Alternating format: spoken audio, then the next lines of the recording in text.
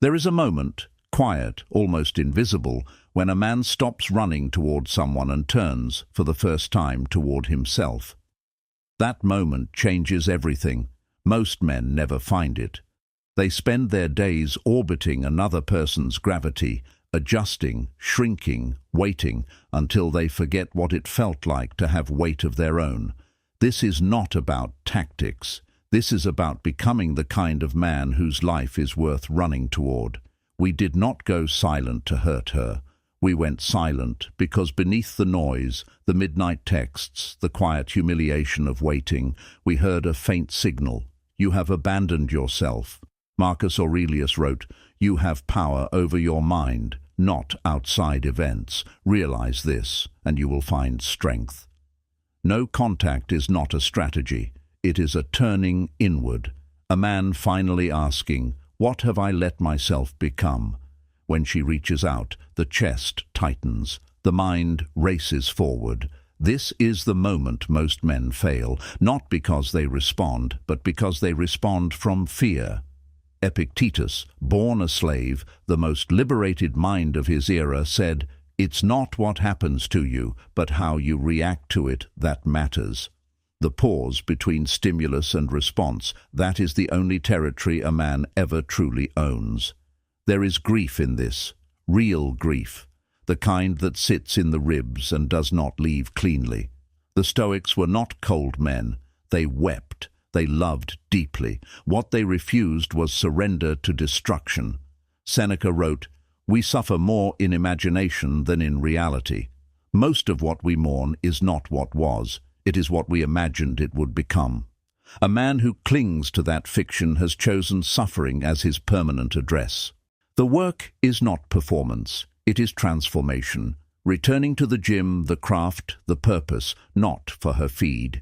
It is a man choosing at 6 a.m., when the bed is warm and the world asks nothing, to impose discipline upon himself. That choice, repeated, unglamorous, is where character is forged. The man who builds himself for an audience collapses when the audience looks away. The man who builds in the dark cannot be undone by anyone's absence. Detachment is not indifference. It is freedom. Epictetus divided the world simply, things in our control and things not. Our values, our effort, our character, ours. Her return, her silence, her choice, not ours. Seneca wrote, "Everything else belongs to others. Only time is truly ours." The man at peace with her answer, yes or no, is the most magnetic man in any room, because he needs nothing from it. The work is not performance. It is transformation. Returning to the gym, the craft, the purpose, not for her feed. It is a man choosing at 6 a.m., when the bed is warm and the world asks nothing, to impose discipline upon himself. That choice, repeated, unglamorous, is where character is forged. The man who builds himself for an audience collapses when the audience looks away. The man who builds in the dark cannot be undone by anyone's absence. Detachment is not indifference, it is freedom. Epictetus divided the world simply, things in our control and things not. Our values, our effort, our character, ours. Her return, her silence, her choice, not ours. Seneca wrote, "Everything else belongs to others.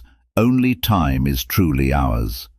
The man at peace with her answer, yes or no, is the most magnetic man in any room, because he needs nothing from it. Marcus Aurelius wrote, "Confine yourself to the present. Not the man you were, not the future you fear. Now." Choosing to stop outsourcing his self-worth, standing, present, disciplined, directed, toward a life that does not require her permission to be great. That man does not need to make anyone chase him. He simply moves forward, and the right people will follow, not because of strategy, because of substance.